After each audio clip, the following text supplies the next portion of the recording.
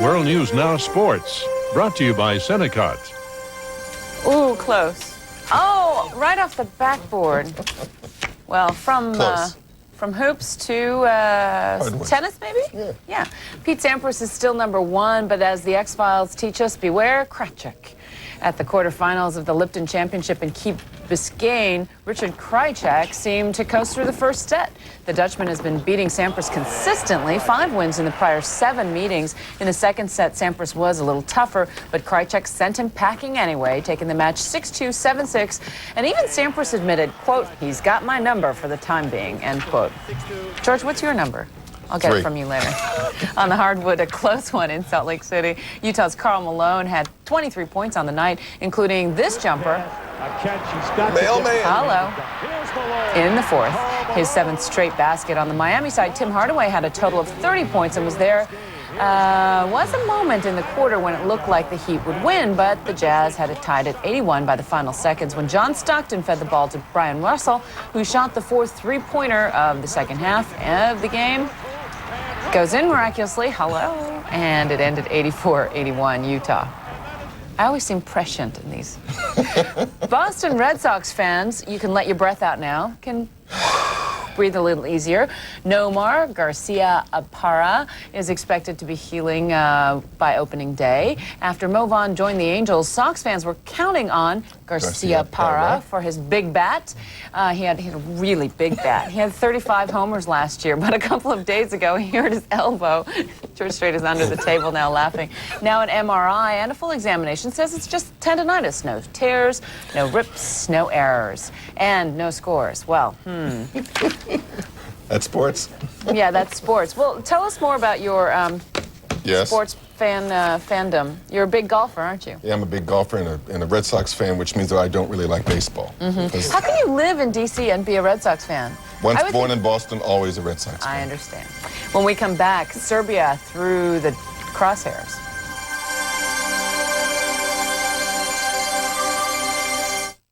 For anyone moving to the Portland area, this is the most important box they'll need. Presenting Step 1 to Portland and Vicinity, a 30-minute video and guidebook filled with useful information. Find out about it in Step 1. Schools, neighborhoods, weather, recreation, traffic, hospitals, and much more. It's like touring your new hometown in just 30 minutes. Find out about it in Step 1 to Portland. Call 1-888-STEP1-4U. Available at the Portland Chamber and sponsored by these fine companies. Here are some fun ways to make a difference.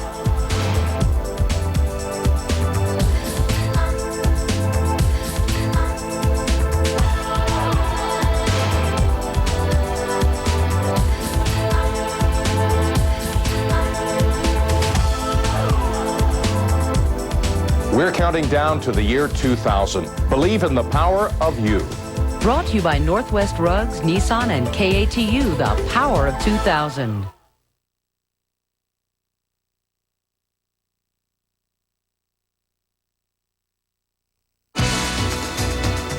Here are some of the stories we are following this morning.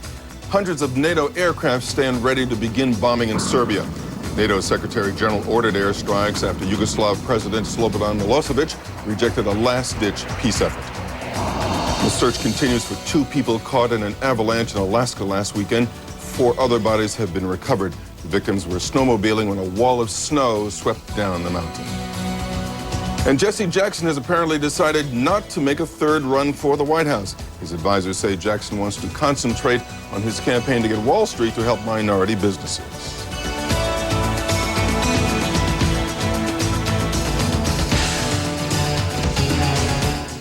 Kosovo, Albania, Serbia, Yugoslavia. The terms may be familiar to most Americans by now, but are the meanings? People die every day around the world to the governments that rule them. Outside forces rarely intervene. So perhaps it's not surprising that a Nightline poll last night turned up ambiguous results. Americans seem to support the U.S. handling of the situation, but waver on how important the issue is to the U.S. and whether U.S. soldiers should die because of it. Ted Koppel sought both sides of the debate last night. Joining us now here in Washington, former Secretary of State Henry Kissinger, who served under both Presidents Nixon and Ford. And joining us from the U.S. Military Academy at West Point, General George Jalwan, who as the former Supreme Allied Commander of NATO forces in Europe, was the overall military authority for forces in Bosnia from 1995 until 1997. General Jadwan, see if you can explain the ambiguity of our own poll results to us. Margin of approval, a slim margin of approval for the president's policy in Kosovo, and yet when the question of U.S. casualties is raised, overwhelming rejection. How do you explain that?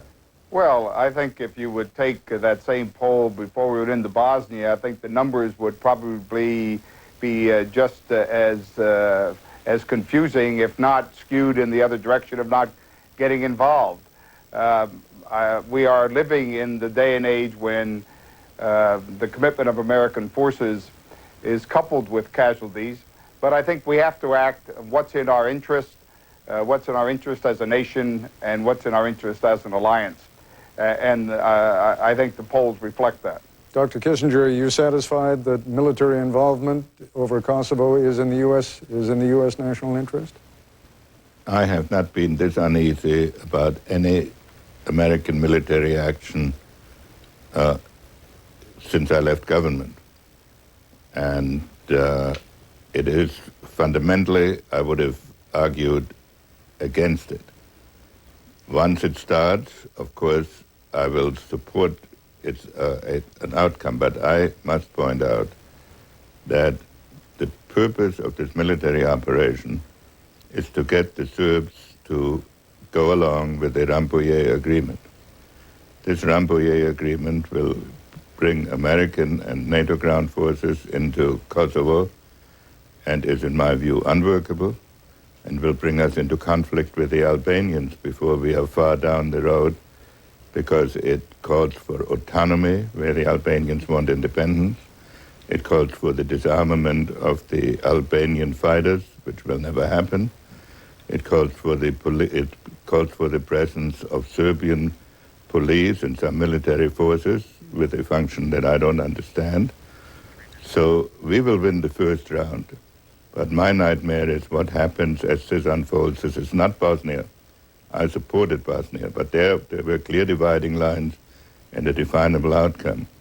Here there are no dividing lines, no definable outcome, and a situation which, by our own definition of it, is bound to become more and more complicated and will bring us inevitably not only into conflict with the Serbs, where we are already, but with the Albanians as it goes along. General Jadwan, you support the policy. What is it that you think is going to be achieved by it? And do you agree with Dr. Kissinger that even if we achieve what we seem to want, we're going to end up regretting it? Well, I believe that in carrying out the policy, in structuring that policy, I think there are some questions. But we are where we are right now. We have an individual in Slobodan Milosevic who is committing atrocities in his own country, similar to what he committed in Bosnia. I think we ought to try to also address the conduct of someone who is in charge of a country in the heart of Europe that really is different than in different parts of the world where there may also be conflict. This is in the heart of Europe. This does indeed come into NATO's area of influence and of interest. So I think what Slobodan Milosevic is doing is unacceptable, and how we address his behavior, I think, is important for the future stability in Europe and for our future interest in Europe. So I hope we can address those as well as the intricacies of the Rambouillet Agreement. General, when you say we are where we are, that's kind of an underwhelming measure of support. Well, I have been pushing for action sooner rather than later for the last 8 to 10 months. I think we've gotten ourselves into deadlines and red lines that were not enforced, and I think that has reduced our credibility and put us in the position we're into today. Dr. Kissinger, since when did NATO become responsible for internal conflicts in other countries that are not even themselves members of NATO? I want to make 2 points. Serbia is not at the heart of Europe, but at the edge of Europe. Secondly, NATO was never designed to overthrow leaders of whom we don't approve. Milosevic is thuggish, and he's in company in that part of the world. He's not the only one.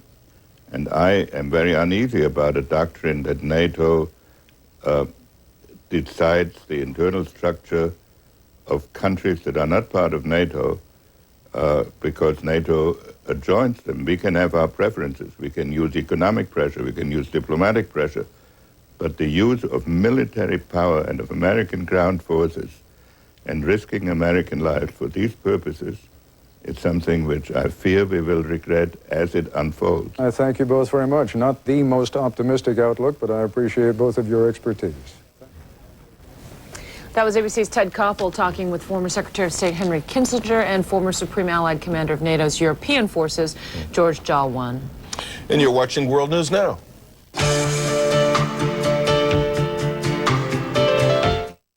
You must remember this.